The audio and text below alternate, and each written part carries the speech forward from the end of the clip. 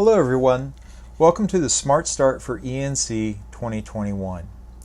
This presentation is designed for incoming freshmen who are getting ready to take their first college course in ENC. This is designed to better prepare you for some of the things that you can expect from your coursework and hopefully a few things that you can take away that will help you throughout your entire college career. Let's get to it.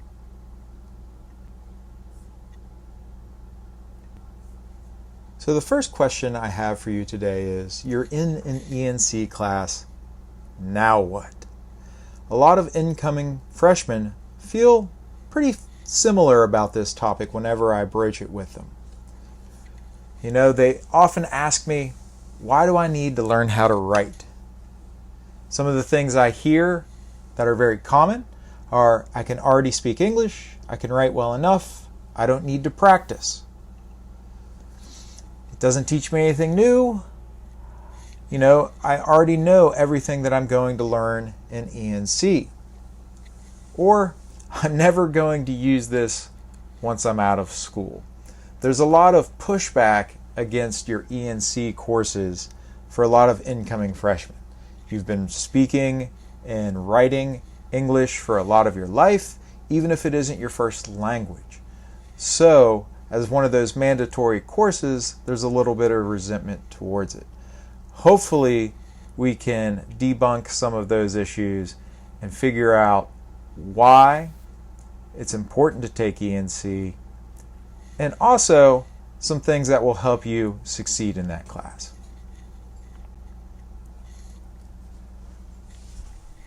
So if this does sound like you, let's try and rip away some of those barriers that you have already set up for yourself and take it to a neutral starting point. Going into a course thinking you're not going to like it probably means you won't like it. But if you can go into a course expecting to learn something, you'll probably learn something. So right now, if you had one of those preconceived notions that ENC isn't going to be a class that you learn a lot in, or a class that you don't think you should be taking, let's change your mindset right now and try to debunk some of the falsehoods that you've already set yourself up to believe.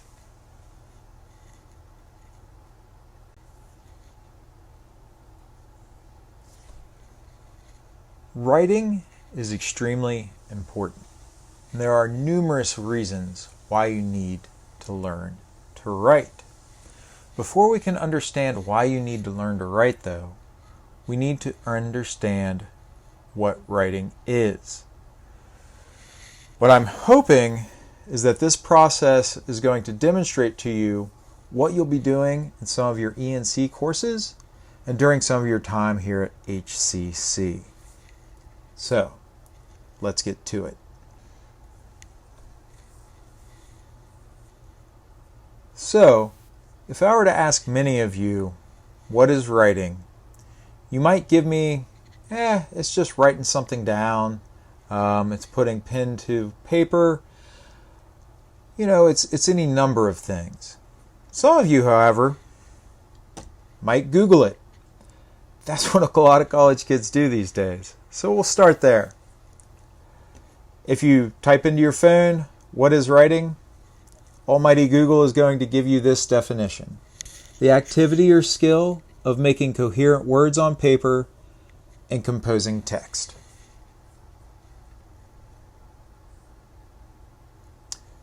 Got it? You understand everything? Good to go? Great. It was a pleasure helping you today. Come back and see us. If you ever need something, come see us at the ASC. I'm just joking. You can't just Google something to get the answers in college. That's not how it works. But Google's a good place to start.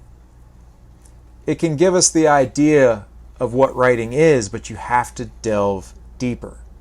So let's start with a baseline Google definition: the activity or skill of marking coherent words on paper and composing text.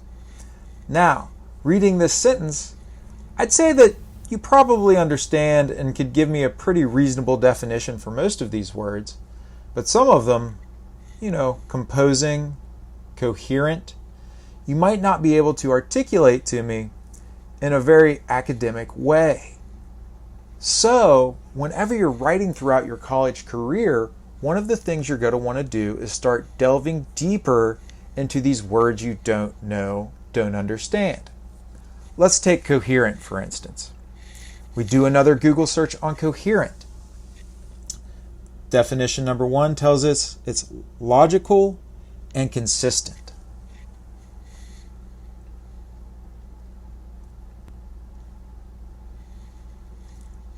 Again, thinking of this word, we need to delve deeper into its meaning and help us better understand what we're trying to say and what writing actually is. So what we've learned so far is that writing is the activity or skill of marking coherent words on paper and composing text. Coherent to us means logical and consistent.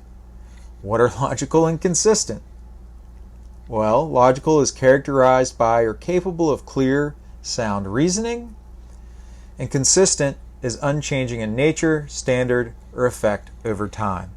Again, both of these were just looked up through Google to give us a quick definition.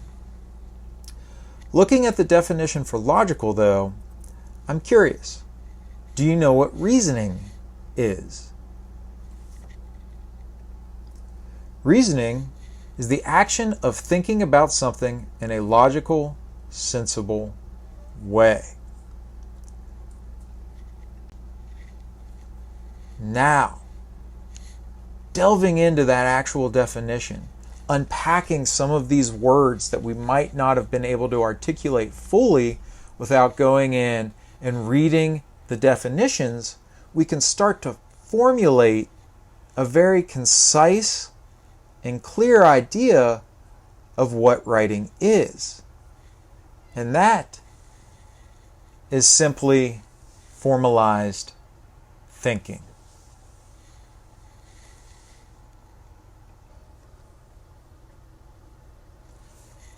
Great.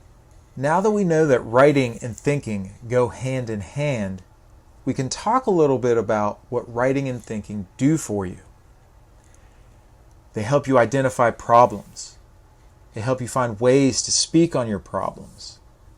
They gain access to topics surrounding your issues. They allow you to sort through your problems. You can summarize things that you've learned. You can iron out contradictions in your work, and you can elegantly formulate what you've found. This is what happens when you're able to articulate yourself fully. When you delve deeper into these issues you're going to come across, not only the essay prompts or problems that your professors are going to give you, but the things that trouble you and cause you consternation, or things that you want to know in your daily life. When you're able to write and think about them clearly, you can gain this level of control over them.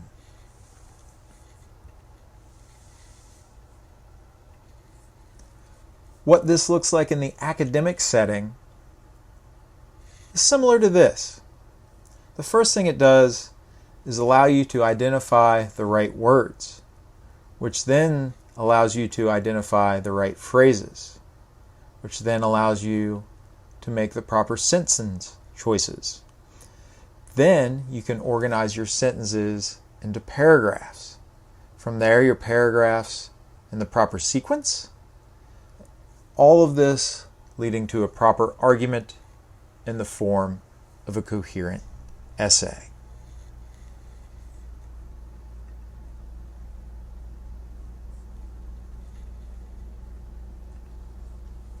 So why do you need to learn how to write?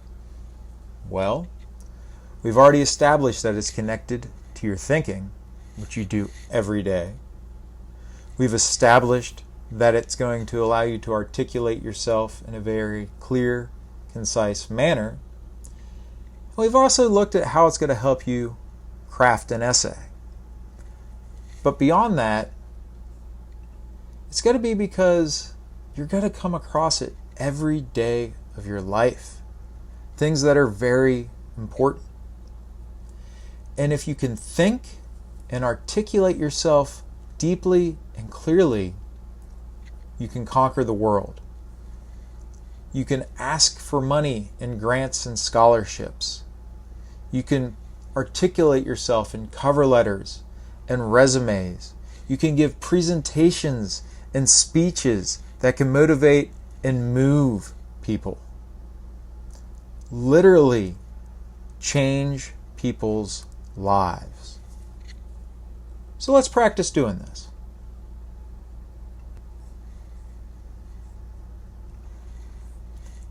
As I mentioned, writing isn't just for your ENC coursework. Let's pretend you're writing a resume. You've graduated from college, and you're going to talk about your experience a little bit. Maybe you've been a tutor at the ASC, and you want to give details about your job description. So, you want to give some bullet points. Let's work on this. You grab a piece of paper yourself while I do it on the slide. Let's write 3 bullet points about a job description for being a tutor. Maybe it's not a tutor. For you, if you can't think of what it might be, choose a job that you've either had or maybe that you want to have, and write 3 bullet points about that.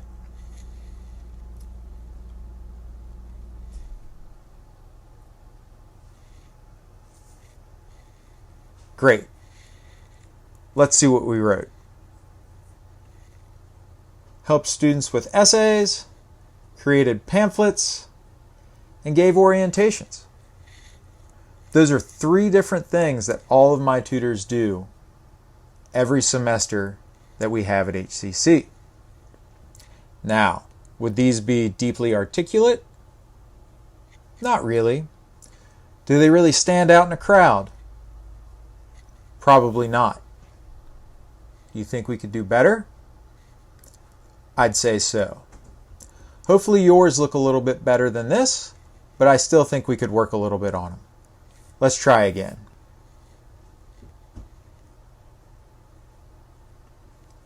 So we have our first attempt up. Using that as our guideline, let's try and rework these where we're delving deeper into the meaning and making sure that we're picking the right words for what we're trying to say. Go ahead and rewrite your 3 bullet points where you're looking a little bit more closely at what you've written and offering a little bit more explanation into your details. Take some time and rewrite yours now.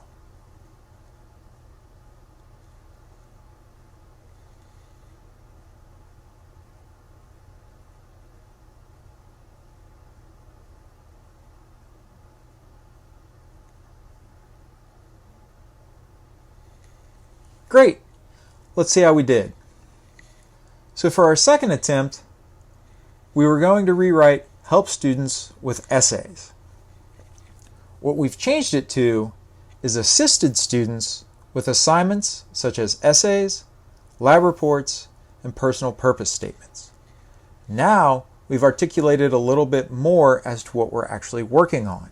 It wasn't just essays that I helped people with, but it was essays, lab reports, and personal purpose statements. Instead of helped students, assisted students. This is kind of getting into the real definition of the differences between helped and assisted. Assisted feels more like we worked with the student. Helped feels like we could have just done the work for the student. When assisted, there is a collaboration that goes on. Let's look at the second bullet point. We've changed it from created pamphlets to created resources for the ASC in form of handouts, pamphlets, and mock essays.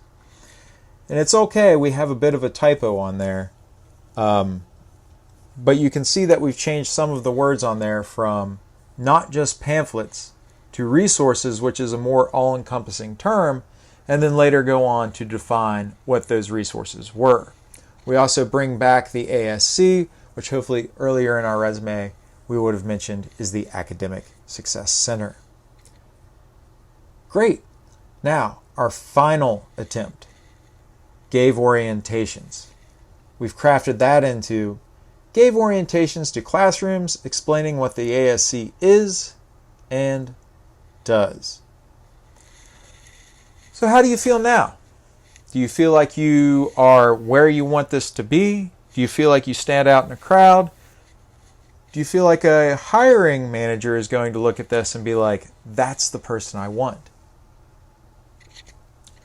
Sure, it's pretty good, and we've improved from the first attempt to the second attempt, but I can honestly say we can still do better.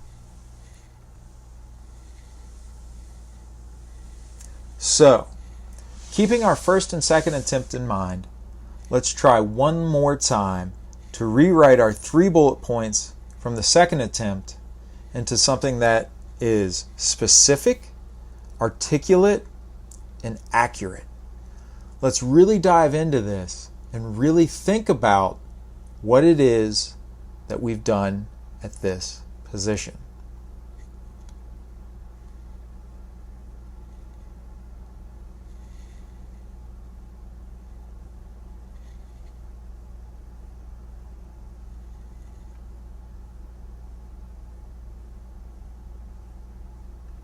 Great.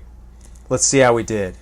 With our third attempt, we assisted students with assignments such as essays, lab reports, and personal purpose statements, and we've reworked it to assisted the HCC community with support on written or oral materials such as essays, lab reports, personal purpose statements, speeches, and cover letters. Now we're using more all-encompassing terminology to talk about what we actually do at the ASC. Not only do we help students, but we would help professors or staff members as well. It's not just the students we see, but the entire HCC community. And we've expanded the type of support we've given to include speeches and cover letters, and not only written assignments, but oral materials as well. This bullet point gives a lot of detailed information without going overboard on what one of our job requirements are as a tutor for the ASC. Let's see how we did with the second bullet point. Created resources for the ASC in the form of handouts, pamphlets, and mock essays. We've recrafted this to be researched and developed resources in the form of handouts, pamphlets, and mock essays to be used in the Writing Center and in digital format. Again, researched and developed gives a little bit more context into the background of actually producing these resources. Not only did we make them, but we had to do a little bit of work before we could even get started on them in the form of research. Then you can see that we've done handouts, pamphlets, and mock essays that are in hard copy in the Writing Center, but also in a digital format that you can find on our HCC ASC Canvas page. How are you doing? Do you feel that your bullet points are starting to be crafted into things that are more articulate, that better explain what you've done at your job? I hope so. And if you've not done as much with it as we have, we're just a little bit more practiced at it. And that's fine. That's why you're taking these ENC courses, is to get practice at making your thoughts and your words deeper, more articulate, and more accurate. Great. Let's look at the final bullet point. Gave orientations to classrooms explaining what the ASC is and does. We've reworked this one to say, presented classroom orientations dealing the many functions and resources offered by the Academic Success Center with a particular focus on the Communications Center. Now, our bullet point goes back through and talks a little bit more about what an orientation is, because a potential new hiring manager might not know what we mean by orientation. And talk about some of the functions that we do with a particular focus on the communication center. Again, I would go back and retool these again, because if you read them, there's a few typos. And honestly, I would probably retool a resume upwards of 10 times before I ever submitted it to someone. Now, you might not have enough time to do that with your essays, but this is just a general idea of how much work you're going to want to do for an assignment that you come across.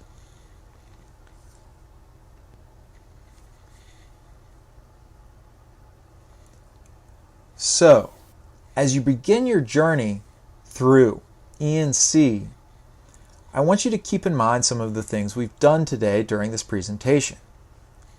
First, we thought of some of the issues that could come up for your E&C course.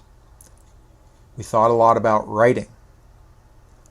We did some research, even if it was just a few Google searches, as to what writing is, to formulate our own thoughts, our own definition on writing. You're going to be asked to do this in your E&C course. You're going to be given the opportunity to read a handout from a professor or a short story, and then you're going to be asked to do research on it. That's right, you're going to be asked to do additional reading, and you're going to be asked to look into academic sources for projects. This will happen throughout your life. Learn to do this now. Reading, writing, and thinking deeply doesn't end here. Once you can learn to read, write, and think, you can empower yourself to go out, get the jobs you want, get the scholarships you want, get the grants you want, and motivate and move the world in the manner and the fashion that you truly want to. Thanks again for joining me today. If you have any questions during your first semester or any semester here with HCC, please come see us at the Academic Success Center located in Baca 207, or you can always find us online at hccfl.mywconline.net. Have a great first semester, and thanks for joining us for SmartStart 2021.